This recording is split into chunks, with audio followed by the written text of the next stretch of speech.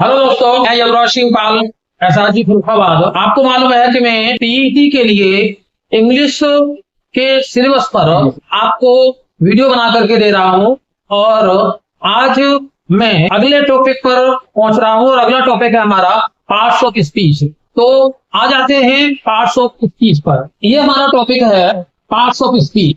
Parts of speech क्या है, पहले इसको समझने की कोशिश करते हैं। Words play different parts in a sentence. एक सेंटेंस में वर्ड्स अलग अलग पार्ट प्ले करते हैं, अलग अलग रोल प्ले करते हैं। They are divided into different kinds और क्लास। और ये जो शब्द हैं वो अलग अलग प्रकार से अलग अलग वर्गों में इनको विभाजित किया जाता है। किस आधार पर किया जाता है? अकॉर्डिंग टू सेंटेंस में जो उनका प्रयोग होता है, सेंटेंस में जो उनका यूज होता है, उस यूज के अनुसार अलग अलग भागों में यूज किया जाता है। Parts of speech.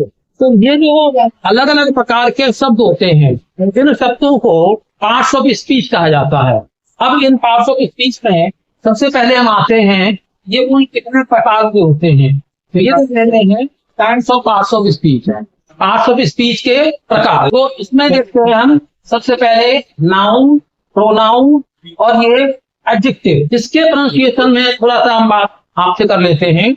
ज्यादातर लोग इसका प्रोनाउंसिएशन एडजेक्टिव इस तरीके से करते हैं, लेकिन इसका प्रोनाउंसिएशन एडजेक्टिव ना होकर के इसका प्रोनाउंसिएशन है एडजेक्टिव। एडजेक्टिव तो कोशिश करिएगा कि सही प्रोनाउंसिएशन करें आप।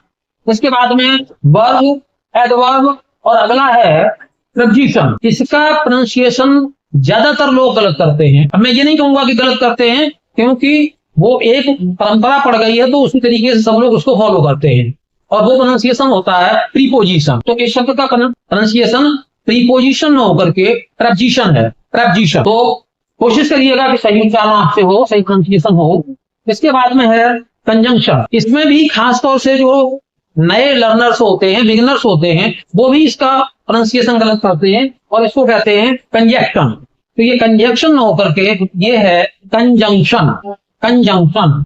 और ये जरूर इंटरजेक्शन है। अब यहाँ पर आ जाते हैं कि इसका पहला पार्ट ऑफ स्पीच ले लेते हैं, इसकी जानकारी देते हैं आपको। ये नाउन है। अब नाउन की जो भी आपने डेफिनेशन पढ़ी है, एक ट्रेडिशनल डेफिनेशन, परंपरागत डेफिनेशन, वो रटा दी जाती है, बच्चों को रटी हुई है। Noun is the name of a person, place or thing, और उसके बाद में दो चार शब्द उन्होंने दे दी। लेकिन यहाँ पर देखिएगा, a noun is a word used as the name of a person, place or thing. Noun एक ऐसा शब्द है जो सेंटेंस में किसी भी चीज के नाम के रूप में प्रयोग किया जाता है, नाम रखने के लिए प्रयोग किया जाता है। और वो नाम जो है वो किसी पर्सन का नाम भी हो सकता है, वो नाम किसी प्लेस का नाम भी हो सकता है, किसी थिंग, किसी वस्तु, किसी आइडिया का भी नाम हो सकता है। ये तो दूसरी डेफिनेशन यहाँ पर नाउन की दी है। Noun is a naming word. Noun एक नेमिंग वर्ड है। Naming word, the word that is used to name someone or something. ऐसा शब्द जो किसी चीज का या किसी व्यक्ति का या किसी वस्तु का नाम रखने के लिए काम में आए, तो noun is a naming word. अब इसके एग्जाम्पल्स हम देख लेते हैं। यहाँ पर देखिए, ये जो एग्जाम्पल्स हमने लिए हैं, शोभा इज अ ब्यूटीफुल गर्ल। तो आप इसमें देख रहे होंगे ये डिफरेंट कलर से दो वर्ड हमने लिखे हैं और ये दोनों वर्ड नाउन है, शोभा और गर्ल। अगले वाले में देखते हैं, the cow gives us milk. इसमें भी दो वर्ड जो हैं वो डिफरेंट कलर से मैंने लिखे हैं, काउ और मिल्क, अर्थात ये दोनों वर्ड जो है वो नाउन है। ऐसे ही देखते हैं, Bhopal is the best boy in the class. अब इसमें देखिएगा, तीन शब्दों को हमने डिफरेंट कलर से लिखा है और वो है भोपाल, बॉय और क्लास। तो ये तीनों के तीनों शब्द नाउन। आप समझ गए होंगे कि नाउन क्या है। और आगे कहते हैं, दो एग्जाम्पल और हैं। Gold is a valuable metal. Gold is a valuable metal. तो गोल्ड यहाँ पर डिफरेंट कलर में है, मेटल भी यहाँ पर डिफरेंट कलर में है। और नेक्स्ट है, honesty is the best policy. तो ऑनेस्टी वो भी डिफरेंट कलर में है, पॉलिसी भी। तो जितने व्हाइट कलर में लिखे हुए वर्ड आपको मिले हैं, ये सारे के सारे नाउन। अगला है हमारा प्रोनाउन। प्रोनाउन जैसा कि ये बना ही है, तो और नाउन दो शब्दों से मिला करके ना, तो प्रो का मतलब होता है इन प्लेस और नाउन है नाउन। तो प्रोनाउन का अर्थ हुआ जाकर के इन प्लेस ऑफ नाउन। अर्थात a pronoun is a word instead of a noun. Instead का अर्थ होता है in place of। तो जो शब्द नाउन के स्थान पर प्रयोग किए जाते हैं, नाउन के स्थान पर बोले जाते हैं, वो प्रोनाउन होते हैं। जैसे यहाँ पर एग्जांपल हमने दिया है he, she, it, you, they etcetera. अब इनके एग्जांपल देख लेते हैं। एग्जांपल मैंने सिर्फ उस तरीके से दिए हैं। He is going to school. अब इसमें ही हमने व्हाइट कलर से लिखा है, सफेद कलर से लिखा है, तो ही प्रोनाउन है। यू आर अ डॉक्टर, तो यू यहाँ पर प्रोनाउन है। She is an intelligent girl, तो शी यहाँ पर प्रोनाउन है। और दे आर प्लेयर्स, तो दे यहाँ पर प्रोनाउन है। और we are going our work, तो यहाँ पर वी जो है वो प्रोनाउन है। तो आपने देख लिया कि प्रोनाउन वो शब्द हैं जो किसी न किसी नाउन के स्थान पर प्रयोग किए गए। अगला हमारा पार्ट ऑफ स्पीच है एडजेक्टिव। तो इसको एडजेक्टिव नहीं कहेंगे, फिर एक बार मैं दोहरा देता हूं, इसको कहेंगे एडजेक्टिव। एडजेक्टिव तो क्या है? एडजेक्टिव देखते हैं। An adjective is a word add something to the meaning of a noun और प्रोनाउन। एडजेक्टिव वो शब्द है जो नाउन या प्रोनाउन के मीनिंग में कुछ जोड़ता है, अर्थात जो नाउन या प्रोनाउन की विशेषता बताता है। विशेषता बताने का अर्थ ही यही होता है कि उसके मीनिंग में कुछ न कुछ चीज जोड़। अब देखते हैं इसके एग्जाम्पल दिए हैं। गुड बॉय, तो यहाँ पर गुड एडजेक्टिव है। अब फायर ट्रेन, तो फायर यहाँ पर एडजेक्टिव है। 5 पॉइंट्स, तो 5 यहाँ पर एडजेक्टिव है। अब देखते हैं इसके कुछ एग्जाम्पल्स मैंने दिए हैं। मोहित इज अ गुड बॉय, तो बॉय के पहले आया है गुड, और गुड मैंने ये व्हाइट कलर में लिख दिया है, सफेद कलर से लिख दिया है, तो ये हमारा एडजेक्टिव है। इंटेलिजेंट, और इंटेलिजेंट यहाँ पर व्हाइट कलर में है, तो इंटेलिजेंट ही की विशेषता बता रहा है। ऐसे ही हर काउ गिव्स मच मिल्क, तो मच यहाँ पर एडजेक्टिव है। गिव 2 रुपीज, अब यहाँ पर 2 एडजेक्टिव है। और इसी प्रकार से रीना हैज मैनी फ्रेंड्स, तो मैनी यहाँ पर एडजेक्टिव है। तो अब इस तरीके से आपके समझ में आया कि एडजेक्टिव वह शब्द है जो नाउन या प्रोनाउन के मीनिंग में कुछ नया ऐड करे, कुछ नया जोड़े उसमें। आ जाते हैं, अगला है हमारा वर्ब। तो वर्ब क्या है इसे समझते हैं। A verb is a verb used to say something about a person, place or thing. Verb वो शब्द है जो किसी व्यक्ति, वस्तु, स्थान, इनके विषय में कुछ कहता है। ये एक ट्रेडिशनल डेफिनेशन है वर्ब की, लेकिन यहाँ पर मैंने वर्ब को थोड़ा सा डिटेल में आपको समझाने का प्रयास किया है कि केवल इतना ही वर्ब नहीं है। वर्ब क्या क्या है देखें, एक वर्ब की दूसरी डेफिनेशन पहले देख लेते हैं। A verb is a word that denotes being, having और डूइंग और एन एक्शन और a state in any form. अब ये थोड़ी सी बड़ी सी डेफिनेशन हो गई है, और यह सही डेफिनेशन है यही कि वर्ब एक ऐसा शब्द है जो हमें किसी चीज के होने को बताए, बीइंग को, हैविंग को बताए, हमारे पास कोई चीज है पोजेशन, और किसी डूइंग या किसी एक्शन को बताए, किसी कार्य के होने को बताए, और इसके साथ ही साथ किसी चीज की स्थिति को, अवस्था को बताए। तो अब यहाँ पर इन सारी चीजों को थोड़ा सा मैंने डिटेल में समझाने का प्रयास किया है। बीइंग वर्ब, यहाँ पर हम देखेंगे कि वो वर्ब कौन से हैं जो बीइंग को बताते हैं, जो स्थिति के होने को बताते हैं। अब देखिए, द मैन इज ऑनेस्ट, तो इज क्या बता रहा है? मैन के ऑनेस्ट होने में। शी इज क्लेवर, तो इज यहाँ पर बता रहा है कि उसके होने की क्या स्थिति है। I am a teacher, you are a player, ये जो इज, एम, आर और इसके साथ में आगे और जोड़ देंगे तो वॉज वर्ब, ये सब हो जाएंगे जाकर के बीइंग वर्ब। अब यहाँ से आगे बढ़ते हैं। हैविंग वर्ब कौन से होंगे?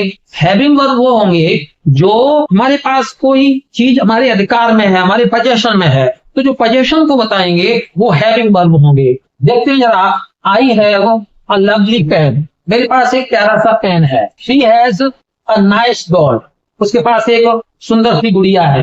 दे हैड वेपन्स, उनके पास अस्त्र थे। ही ओन्स अ बिग हाउस, उसके पास एक बड़ा सा घर है। और यू कीप अ डॉग, आपके पास एक कुत्ता है, आप एक कुत्ता रखते हैं। They possess a lot of money, उनके पास बहुत सारा धन है। तो ये सारे के सारे वर्ब जो थे वो हैविंग वर्ब थे। अब यहाँ पे आ जाते हैं एक्शन वर्ब। यानी वे वर्ब जो किसी भी प्रकार का एक्शन शो करेंगे वो एक्शन वर्ब होंगे। अब यहाँ पे देखें, the boy kicks the football, लड़का फुटबॉल को किक करता है, ठोकर मारता है, तो ये किक जो है वो एक्शन वर्ब है। शी राइट्स अ लेटर, वह एक पत्र लिखती है। They play, he jump, we worked, the child ran.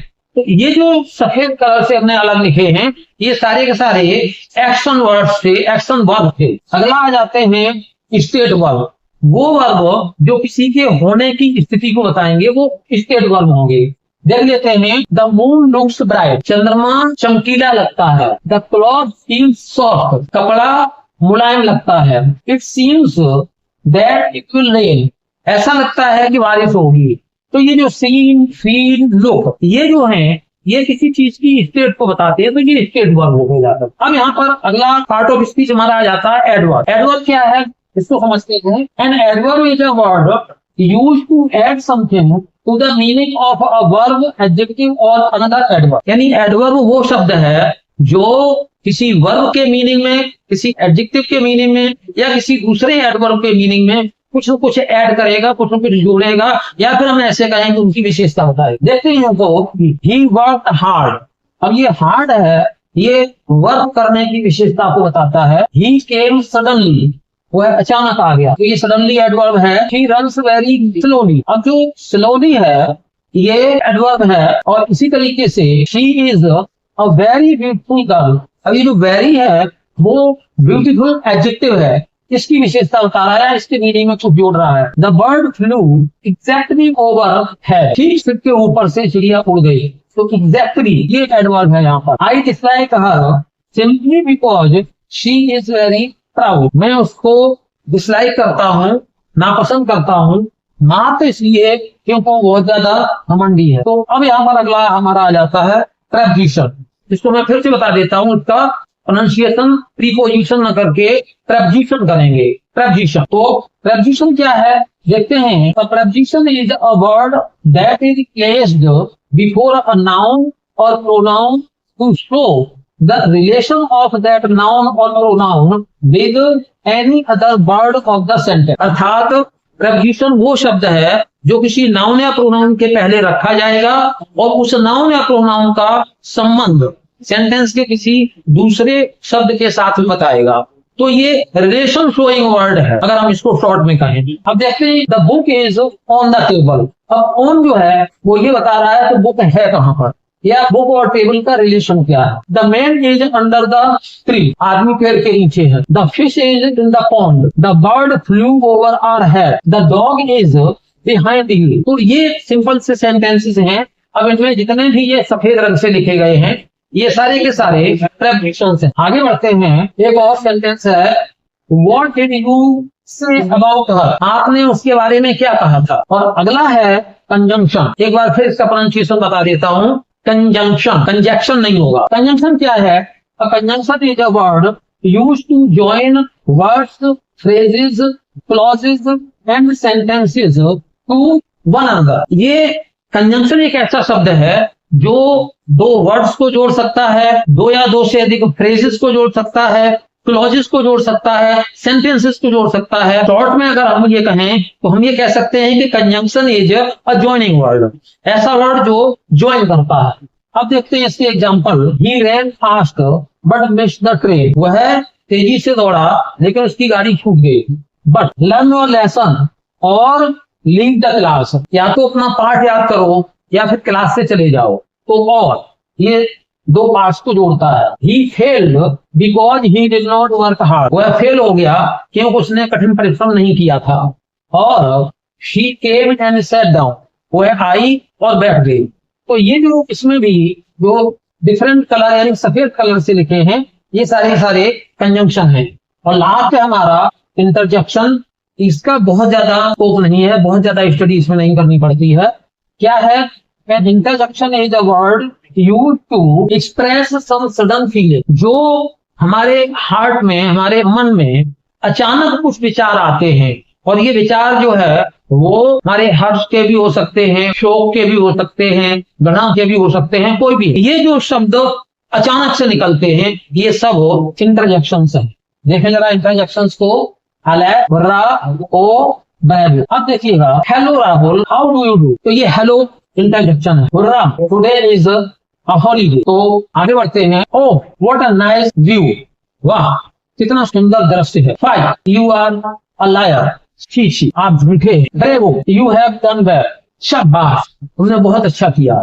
तो ये हमने अभी आपको 8 पार्ट्स ऑफ स्पीच को डिटेल में डिस्क्राइब करके बताया।